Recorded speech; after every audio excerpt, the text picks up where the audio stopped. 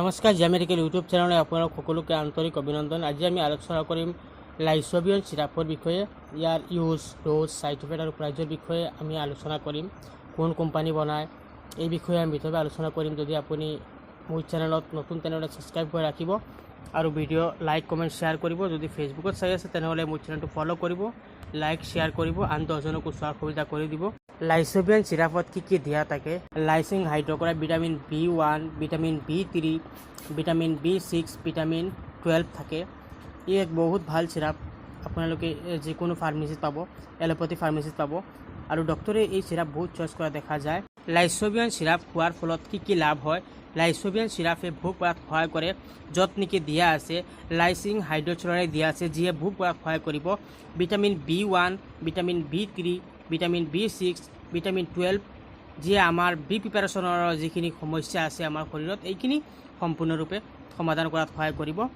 যে আমাৰ শৰীৰত ৰক্তৰ যিটো সংখ্যা আছে এইটো বঢ়াত সহায় কৰিব। যিসকলৰ নাৰ্ভজনিত সমস্যা আছে সেইসকলেও খালে এটা ভাল ৰিজাল্ট পায় আৰু হাত ভৰি কঁপি থাকে বা বিষায়, তেনেকুৱা পেচেণ্টেও এই চিৰাপ খাব পাৰে। যিসকল একেবাৰে দুৰ্বল, গাটো দুৰ্বল লাগিছে, কমজোৰি লাগিছে, সেইসকল পেচেণ্টেও এই চিৰাপ খোৱাৰ ফলত ভাল এটা ফল পায়। আৰু এই চিৰাপ আপোনালোকে যিকোনো ফাৰ্মাচীত সহজে পাব। বহুত ভাল এটা চিৰাপ। এটা বটলত থাকে 200 ml। 200 ml দাম হৈছে 142, অৰ্থাৎ 142 টকা। চিগনোভা কোম্পানীয়ে বনায়, বহুত ভাল এটা কোম্পানী। আৰু এইটো হৈছে সম্পূৰ্ণ চুগাৰ ফ্ৰী চিৰাপ। ডায়েবেটিছ থকা পেচেণ্টেও খাব পাৰে, ডায়েবেটিছ নথকা পেচেণ্টেও খাব পাৰে। ডায়েবেটিছ থকা পেচেণ্টসকলৰ কি হয়, নাৰ্ভৰ সমস্যা হয়, হাত ভৰি কঁপে বা কামুৰি থাকে, তেনেকুৱা পেচেণ্টে এই চিৰাপ খোৱাৰ ফলত ভাল এটা ফল পাব। লাইচোবিয়ন চিৰাপ খোৱাৰ নিয়ম: 5 ইয়াৰ্ছৰ পৰা আপোনালোকে বৃদ্ধ অৱস্থালৈকে খাব পাৰে।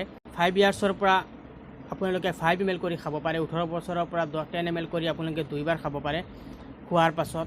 এই মেডিচিন খোৱাৰ সময়ত আপোনালোকে ডক্টৰৰ লগত আলোচনা কৰি খাব, কিয়নো মেডিচিনৰ কিছুমান ছাইড ইফেক্ট আছে, যি ছাইড ইফেক্টৰ বিষয়ে আপোনালোকে নজনাৰ ফলত কিবা এটা অঘটন কৰিব পাৰে।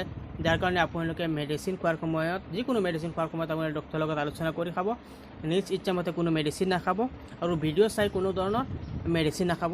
আপোনালোকৰ ইনফৰমেশ্যনৰ কাৰণে ভিডিঅ' বনোৱা হৈছে, গতিকে আপোনালোকে মেডিচিন খোৱাৰ সময়ত ডক্টৰৰ লগত আলোচনা কৰি খাব। তেতিয়া কি হয়, ডক্টৰে কিছুমান বাচ্ছাৰ ক্ষেত্ৰত তেওঁলোকৰ ৱেট, এজ এইবিলাকৰ ওপৰত ডিপেণ্ড কৰি ড'জ তেওঁলোকে কম বেছি কৰে। গতিকে মেডিচিন খোৱাৰ সময়ত আপুনি ডক্টৰৰ লগত আলোচনা কৰি খাব। লাইচোবিয়ন চিৰাপ খোৱাৰ ফলত কি ছাইড ইফেক্ট হ'ব পাৰে? লাইচোবিয়ন চিৰাপৰ বৰ বিশেষ ছাইড ইফেক্ট একো দেখা নাযায়।